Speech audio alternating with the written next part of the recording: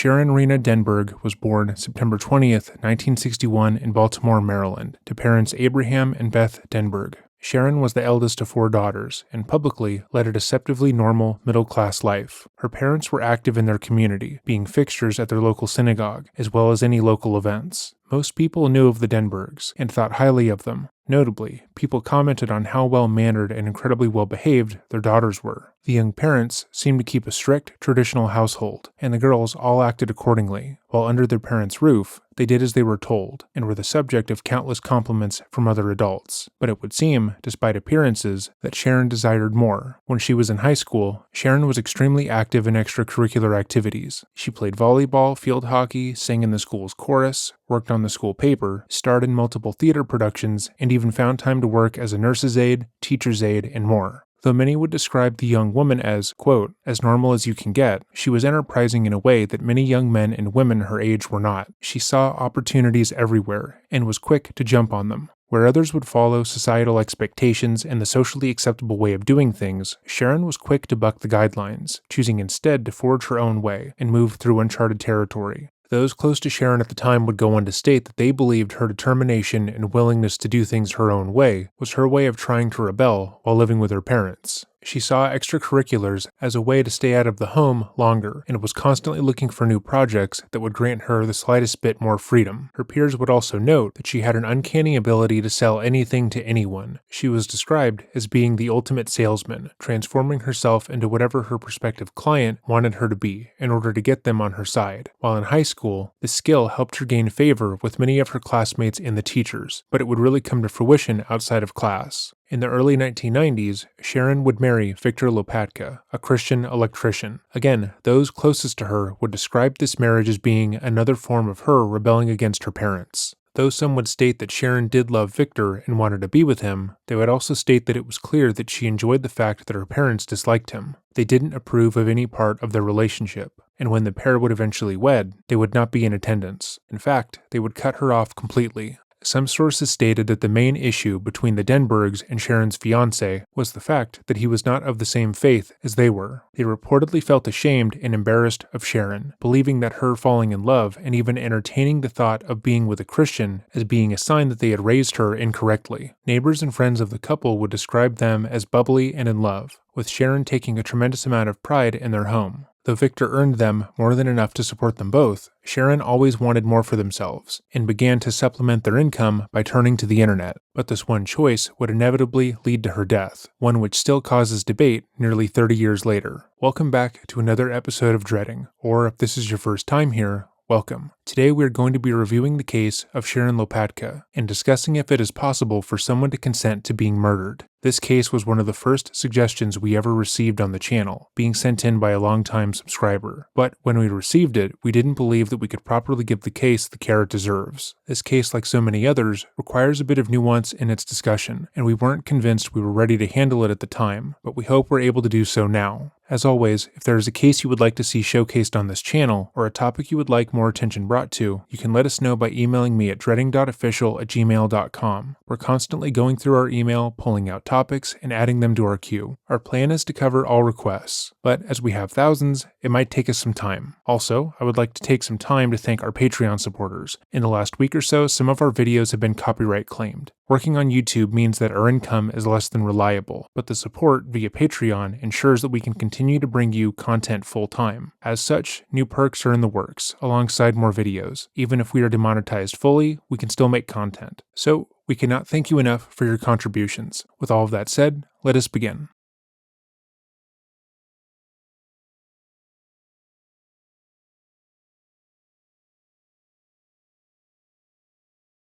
Sharon began her love affair with the World Wide Web in 1995, when the internet was new and people needed to have dial-up connection. But Sharon was ahead of the curve. She quickly deduced that the internet could be used to turn a profit and began several different businesses. She established the House of Dion, where she would sell home decorating guides for $7. Sharon would appear deeply invested in the House of Dion, running it with one of her longtime friends, and trying to sell the guide to people she knew in her real life. She would talk about it openly and appeared very proud of the endeavor. She advertised the House of Dion online and was able to collect a significant profit from this business, and shortly thereafter began more small-scale operations, including offering psychic readings, advertising to those who would happen upon her ads that she could provide them clarity in a confusing world. She would market this particular notion to vulnerable teens, using net discussion boards under the name Velado Dion, America's most powerful mystic. She would repeatedly post to the teen-specific message boards, claiming that she had the power to help someone, quote, capture the heart of the one you desire, as well as perform spells to help others earn money. These posts can still be found online, and most were met with some form of skepticism, although sadly, there were young people who did fall for Sharon's marketing strategy. She would also sell ad space on these websites for a fair price, which led to even more income for the housewife. Nowadays, there's millions of tutorials on YouTube offering step-by-step guides on how to make the most profit by doing the least amount of work, and all of them talk about using the internet in some way, shape, or form, using AI to make artwork, offering a price to leave positive reviews on businesses, and so on.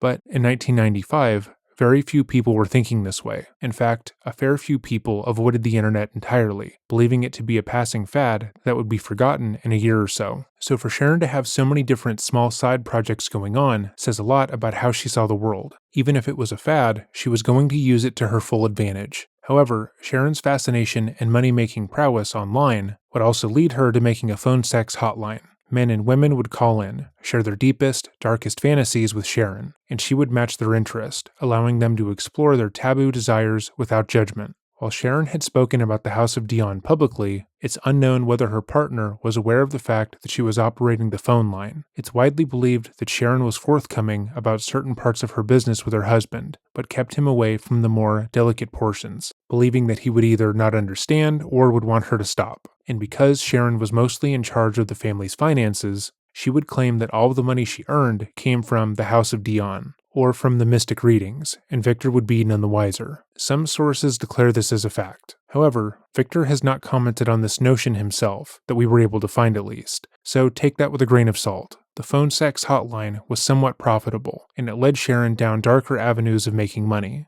She realized that the majority of people she talked to felt isolated in their sexual desires, and would spend a significant amount of money on people who would make them feel less alone. When she talked to men and women over the phone, they would tell her things that they felt they couldn't tell their partners, sexual fantasies that they felt were too depraved for everyday life.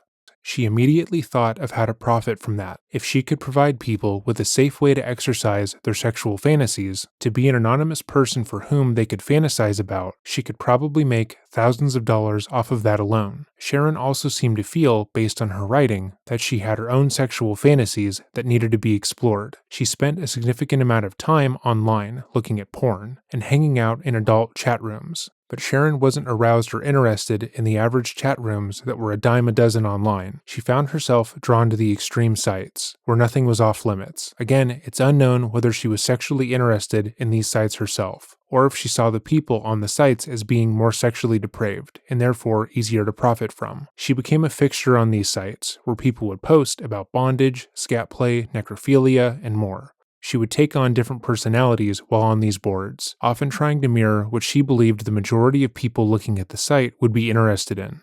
At times, she would claim to be small and frail, new to the world of online kink and fantasy. She would feign ignorance, allowing some of the more experienced members to fantasize about corrupting her while they informed her of her own desires. Other times, she claimed to be an overweight dominatrix who loved to humiliate men and women in the bedroom, detailing sexual exploits that there is no evidence of ever occurring. On most of these accounts, she would offer to sell her worn bras, panties, and pantyhose, taking requests for how long each item would be worn for. It's unclear if any of the items ever sold, but given the nature of sexual message boards and fetish sites, it's likely that they did. Over time, her posts on these sites grew more and more concerning. She began offering other members access to videos which she claimed showcased actual sexual abuse and harm being done to others, and even offered commissions of sort, directly stating that she would make the buyer any video of their choosing. According to her posts, absolutely nothing was off the table. On one occasion, she claimed to have a video showing multiple women being chloroformed or otherwise restrained, relaying that it was the first video of its kind to show the, quote, beauty of the sleeping victim, unquote. She stated that she was serious about this offering and that only serious people need respond. Other videos that she supposedly made involved her playing a giantess that stomps and kills men, women being frozen and turned into marble statues or robots, as well as her making private commissioned bondage videos. We were also able to find reviews left on some of her videos, which are so overtly positive that it kinda seems like she wrote them herself. Like this one, which was made in response to someone claiming that she scammed them by not sending them the video that she advertised. It's got a really interesting plot, not like the other junk on giantesses that I bought from the news groups. The special effects are really good too. There are 3 giantesses who live in the town of giants. These giantesses are really hot, by the way. So they leave this town and go looking for other towns. They find this other town where tiny men live. Well, let's just say there's a lot of crushing of buildings and tiny men. They also toy a bit with the men before crushing them. It's a really fun movie. I think Nancy did a great job. She's no Spielberg, but it's a lot better than the other giantess films that I've seen. I want to see her next film. That is, if she makes another one. I hope she does. Think about it. Anyways, these reviews cite that Nancy, aka Sharon, had a quality porn studio and worked with other actors in the industry, which we know cannot be true. They all detail how beautiful and charming Nancy is, despite the fact that she doesn't exist. We were also able to find evidence that at least 10 people attempted to buy the video of the woman who had been rendered unconscious and had never received them, with them posting to warn others about the scam. There is no evidence that any of these videos were ever made, and no one in Sharon's life knew anything about this. Had she chloroformed, hypnotized, or otherwise drugged and sexually assaulted anyone in her life, there would have been a trail of evidence at the very least. Due to the high-profile nature of the murder, victims would have come forward with their experiences with her. But as it currently stands, nearly 3 decades after the murder, there is no evidence she ever assaulted anyone. That being said, the other members of the adult message boards that she was in had no way of knowing that. Many of them were concerned over the escalation of her posting, when she was simply role-playing, sexually dominating other members, selling her used sexual items, and talking about her own sexual fantasies. There was no issue. That is what the sites were for, after all, safely exploring their own sexual desires with the knowledge that actually acting on some of these things in real life would be taboo, like a giant sexual fembot in a bikini crushing your town. Could you imagine the economic implications of this? But alas, Sharon would take things to another level. On one message board, she claimed to be interested in being force-fed to death. She posted that she wanted to be force-fed until she reached at least 475 pounds,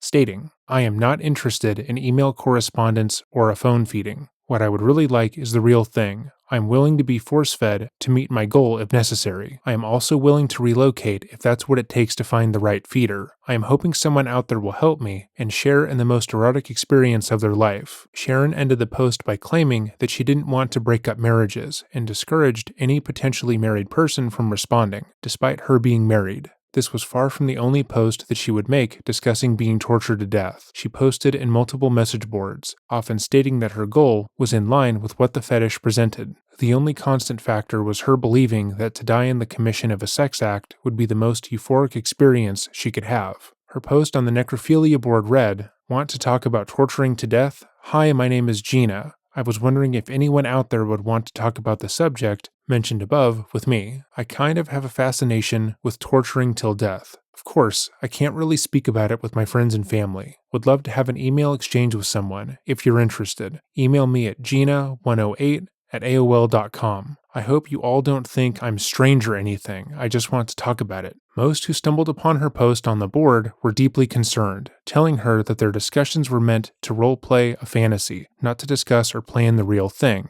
They were concerned about her, believing her posts to be a cry for help, not even knowing that she was associated with multiple other accounts, all saying the same thing. Other members who weren't as concerned as the ones we just described believed that she was simply role-playing, and would discuss the topic with her for a considerable amount of time. They would talk about how they would kill her in various ways while having sex, but quickly found that Sharon wasn't joking. She would begin to discuss how they could meet up, how much it would cost to travel, and what they would do, which alarmed the other parties. Many of them ceased contact with Sharon immediately, alarmed that she was seemingly planning to end her own life. But at least one man wasn't turned off by Sharon's desire to die, and that was a man who went by the username Slowhand.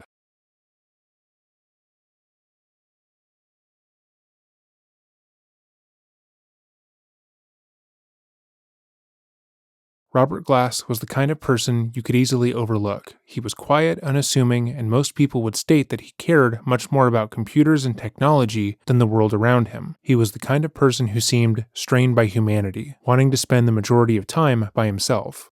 Glass was a 45-year-old computer analyst who worked for his county government in North Carolina. Despite working there for years, he mostly kept to himself, with his peers claiming that they barely knew him. Though he kept everyone at a distance, nothing appeared off or strange about the middle-aged man. He had a wife and 3 kids. Having been married for 14 years, and while maybe not the most thrilling person, seemed generally likable. But that was simply a facade, because no one knew the real Robert, no one except for maybe Sharon. Robert's wife, Sherry, would state that over the years he had grown more and more obsessed with computers. He had always liked them, but after they had their children, he began to isolate himself further from them. Glass would insist that he was doing work, that what he was doing was of the utmost importance, and would fight with his wife when she would suggest that he spend more time with her and their kids. Their marriage grew strained, but Glass failed to notice or care. Eventually, Sherry would claim that one of their children had asked her offhandedly why their father no longer seemed to love them anymore. At that, she felt she needed to take action. Whatever he was working on had taken priority over the kids, and their obligation to be parents, and she decided to check his computer to see what was so important. It was there that she found Robert's double life, where he posted messages on these adult sites going by the names Toyman and Slowhand. He would go into graphic, gory detail about the things that he wanted to do sexually, how he wanted to harm other people, and how he had never been sexually fulfilled in his life, as no one would allow him to inflict pain the way that he wanted. He had saved a lot of his post history to his hard drive, alongside correspondence with other people frequenting the fetish sites. He had talked at length with them about how he wanted to hurt them, to strangle them during sex, and more. And clearly, the messages back and forth meant a lot to him, as he saved them for easy access. All the time Robert had demanded to be left alone, he had been in his office, getting off to the thought of hurting others. Sherry was obviously horrified. This was a side of her husband that she had never known, and that he had never so much as hinted at. He was cheating on her online, yes, but in the ways in which he was doing it completely shifted how she saw him, and how unsafe she would feel in his presence. That night when he came home from work, she cautiously asked him about what she had found, and she claimed that the color completely drained out of his face. He had no explanation, nothing to make what he did seem rational at all, and so she knew that she couldn't stay with him. Shortly thereafter, they separated and she took the kids, but her leaving did little to change Robert's life. He had long checked out of the relationship, and would soon come across Sharon's posts, talking about how she longed to be killed while having sex. Robert quickly reached out to the married woman, telling her that he was more than able to fulfill her fantasy, and unlike every other person that she'd spoken with, he seemed genuinely interested in making it happen. The two emailed back and forth constantly, multiple times a day, with each email getting more depraved and violent. Within just 3 short weeks, they had sent each other over 900 emails, spanning nearly 850 pages long, discussing their plans, and by October, they were set to meet each other.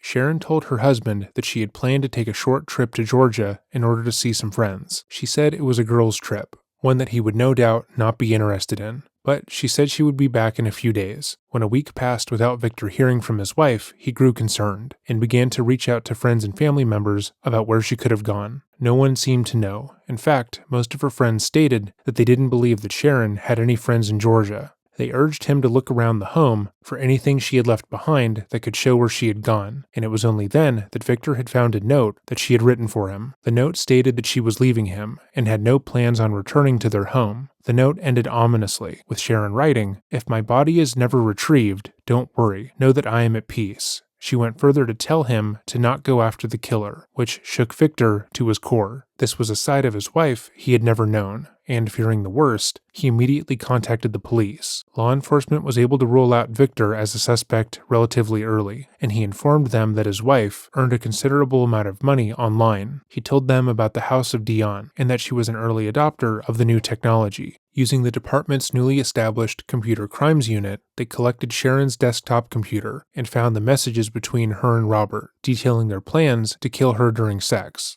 They were also able to access her posting history, which displayed a shocking amount of depravity. She was willing to say and do anything sexually, which didn't align with the woman her husband and friends described. They were alarmed by the communication, and multiple officers stated plainly that they didn't believe a woman would consensually leave her husband to be killed in this manner. The emails were graphic, but Sharon seemed to be a willing participant, spurring Robert to go even further with his sexual depravity. The missing wife had done nothing to destroy the evidence, even leaving her plans of taking the train to North Carolina to be with Glass easily accessible. Not knowing where she had gone off to, the Maryland police contacted their contemporaries in North Carolina. They began to monitor Robert, staking out him and his trailer with the hopes that they would find some sign of Sharon. For 4 days, they watched him leave and go to work, then return home, and tried to find any sign of life. But if Sharon had been there, she had left. After a few days of round-the-clock surveillance and no sign of Sharon, the police waited until Glass had left for work, and they executed a search warrant for his trailer. The house was a goddamn mess, filled with trash, drug paraphernalia, discarded CD-ROMs, pornography, as well as bondage equipment. They also happened upon a pistol, sex toys, and disturbingly, child sex abuse material which featured children nearly the same age as Glass's own. Some of Sharon's items were found in the small house as well, but there was no sign of her. The police tore apart the dirty home, looking for more clues and hoping to find any sign of life. Maybe she had left the home prior to them being alerted to her disappearance. Perhaps she happened upon the child abuse material and ran. But their hopes were dashed when one officer walked into Glass's front yard to get some air and found what appeared to be newly turned dirt, indicating that something or someone had been buried in the yard. Confusingly, the trailer was located next to a dense wooded area, and Caldwell County investigator D.A. Brown would state in no uncertain terms that had Glass chosen to bury Lopatka there, they likely would have never discovered her, but she was just found 75 feet away from the home, buried under 2.5 feet of dirt, almost like he wanted her to be found. After a few minutes of digging, the police uncovered Sharon's body. She was still bound by rope, similar to what had been depicted in some of the pornography that was found in the trailer. She had scrapes all over her body, and most notably, the rope was still tied around her neck. An autopsy would show that Sharon had died of strangulation with the rope that had been found around her neck. He also found signs of sexual torture, noting that Sharon had had multiple sharp objects inserted into her body prior to death. Some of the evidence had begun to heal, leading the coroner to conclude that she had been sexually tortured for days prior to her death. The police quickly descended on Glass at his job, and he went in without questioning. He seemed to know immediately that he had been caught, and willingly confessed to everything, but claimed that everything they did was consensual. He openly told the police that after he had picked up Sharon from the train station, they drove the 80 miles back to his trailer and spent the next 3 days acting out all of their fantasies. He recalled that he had inserted various items, like the gun, into Sharon, with her permission, and claimed that when he had killed her, it had been an accident. He said that he had pulled the rope around her neck during sex, meaning to cut off her air supply, but hadn't intended for her to perish, despite what the emails said. Bobby would tell the investigators, quote, "I don't know how much I pulled the rope. I never wanted to kill her, but she ended up dead." The police had never encountered a case like this one, and had a hard time proceeding. A woman had died at the hands of her lover, which appeared cut and dry. This was a murder. But she had seemingly wanted to die, and they had clear proof of that, so maybe it qualified as a suicide. They also had record of the death being premeditated, with Robert stating in no uncertain terms that he would like to kill her during sex, which he did, leading again to some qualifying the case as murder. But Robert stated the killing had been an accident, which would mean it was manslaughter. Robert was arrested and charged with first-degree murder initially, despite the debate about what crime was actually committed. Due to the perverse and sensational nature of the crime, the judge immediately placed a gag order on all of those directly involved, with the hopes that the system would work itself out without the general population weighing in.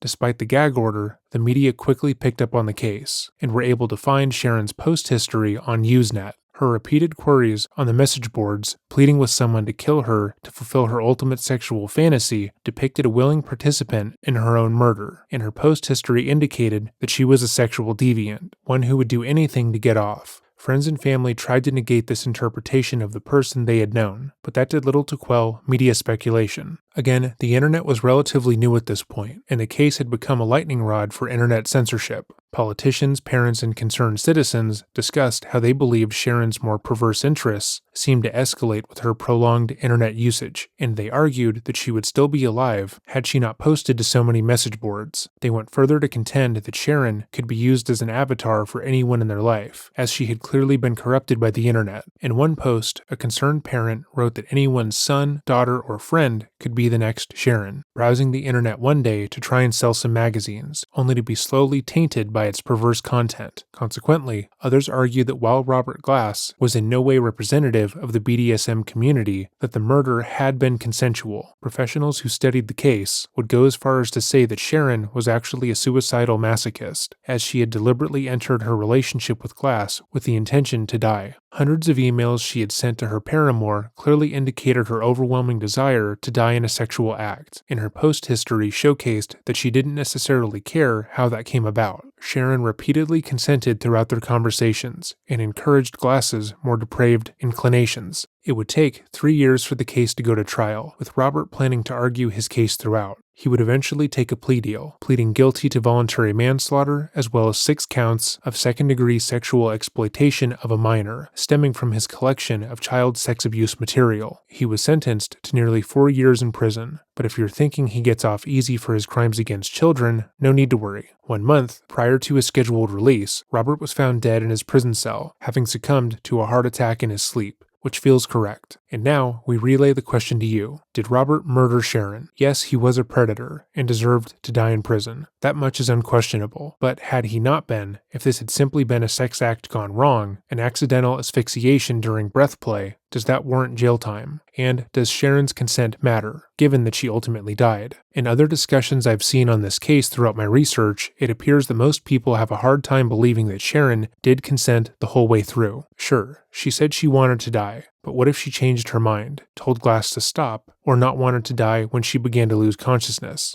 If she had asked him to stop, we wouldn't have known, and we would be forced to take his word for it. Moreover, if there is one thing you can take away from this video, it should be to not engage in any sort of breath play without studying it first. There are plenty of resources online and in person, sex therapists and more, that can teach people how to do it safely. An estimated 250 to 1,000 people die each year from autoerotic asphyxiation, often at the hands of their partners, who are not practiced in the method. They think they will know when to stop, or that they can just do it once without issue, but that often is not the case. So please be careful and protect yourself. With all of that said, if you have made it to this portion in the video, thank you for watching. If there is a case you would like to see showcased on the channel or a topic you want to bring more attention to, let me know by emailing me at dreading.official@gmail.com. Have a great day and remember, stay safe.